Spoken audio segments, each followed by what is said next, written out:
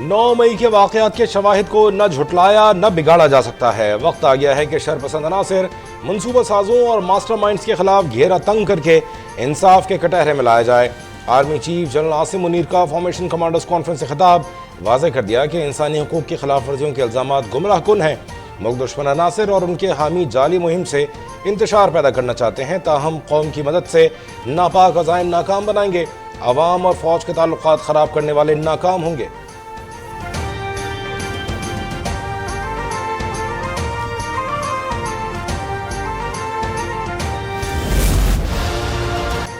Army chief की ज़ेर सदारत फॉर्मेशन कमांडर्स कॉन्फ्रेंस में 9 मई के वाक़यात की भरपूर मजम्मत। फौजी तनसीबात पर हमलों में मुलव्वस शरपसंदों से आर्मी एक्ट के तहत निमटने का आज़म। शुरका की जानिब से अजीम कुर्बानियों पर फौज, सिक्योरिटी इदारों और सिविल सोसाइटी के शोहदा को खिराज अकीदत पेश। 25 मई की तकरीबात में अवाम की भरपूर शिरकत। अफवाज पाकिस्तान और अवाम में गहरे ताल्लुक की वाज़े अक्कास करार।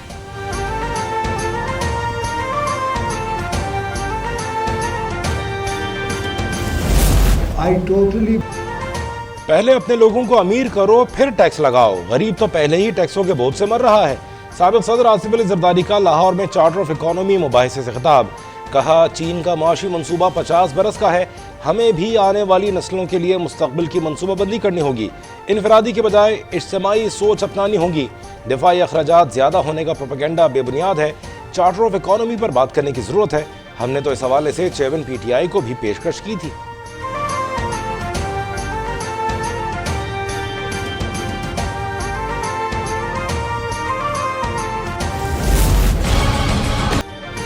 चेयरमैन PTI 9 मई को लाशें गिराना चाहता था। नाकामी पर इसने मिलिट्री एड की बंदिश और पाकिस्तान पर पाबंदियों के लिए मिन्नतें तरले शुरू कर दिए।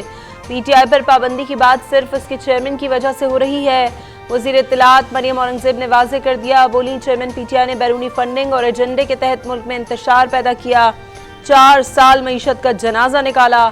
IMF मुआहदे की खिलाफ वर्जी की। स्टाफ लेवल मुआहदा करीब आते ही जलाओ घिराओ शुरू कर दिया। उस्मान बुज़दार, फरा गोगी, बुशरा बीबी के बेटे इब्राहिम मानिका के घेरा तंग।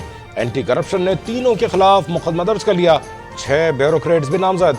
FIR के मुताबिक फरहद शहजादी और फरा गोगी की हिदायत पर करोड़ों रुपए रिश्वत के एवज आला ओहदों पर तकर्रुर और तबादले हुए। इब्राहिम मानिका भी फरा से हिस्सा लेता था। वजीर आला बनकर बुज़दार के असासे 7,62,000 से बढ़कर 2 अरब रुपए हो गए।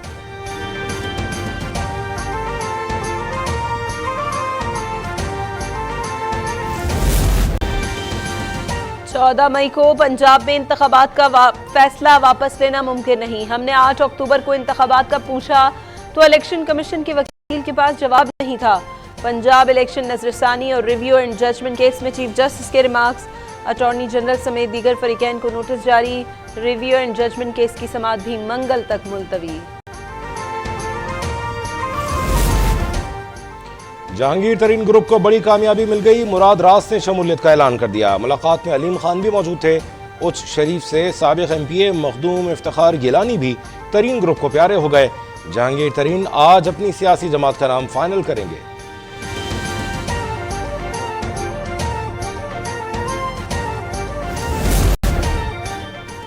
मुल्क के 5 बड़े सनती शोबों में सालाना 956 अरब रुपए टैक्स चोरी का इंकशाफ। रियल स्टेट, चाय, सिगरेट, ऑयल और फार्मास्यूटिकल सेक्टर शामिल। आलमी रिसर्च इदारे एप्सिस की रिपोर्ट जारी। रियल स्टेट में सबसे ज्यादा सालाना 500 अरब रुपए टैक्स चोरी होता है। MQM पाकिस्तान ने हुकूमत को बजट तजावीज़ पेश कर दी। मुतबादिल तवानाई का हसूल, दरामदात में कमी और बरामदात में इजाफे की तजावीज़ शामिल।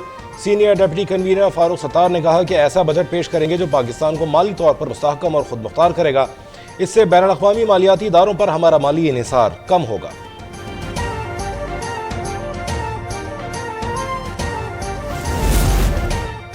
वज़ीर ख़ारजा बिलावल भुट्टो ज़रदारी की इराक़ में ज़ियारात पर हाज़िरी। हज़रत इमाम हुसैन रज़ियल्लाहु ताला अन्हु के रोज़े मुबारक पर गए। मनाजात पढ़ी और नमाज अदा की। बिलावल भुट्टो की रोज़ा हज़रत अब्बास हबीब इब्ने मज़ाहिर की तुरबत और मकाम शोहदा पर भी हाज़िरी।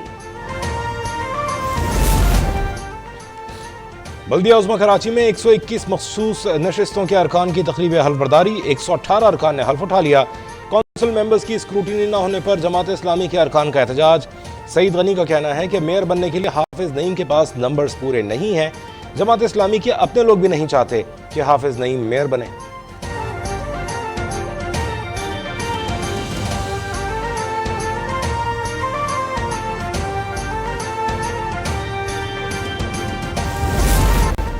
चेयरमैन पीसीबी के लिए हुकूमत का नजम सेठी पर एतमाद। वजीर आजम शहबाज शरीफ ने चेयरमैन क्रिकेट बोर्ड के लिए उम्मीदवार नामजद कर दिया।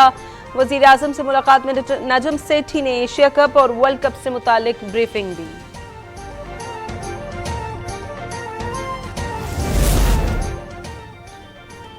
हॉलीवुड की मशहूर गुलकारा टेलर स्विफ्ट ने गाने के दौरान मक्खी निगल ली। शिकागो में कंसर्ट के दौरान मुंह में मक्खी चली गई। गुलकारा पीछे मुड़ी, थोड़ा खांसी, फिर मुस्कुराई और गाना दोबारा शुरू कर दिया।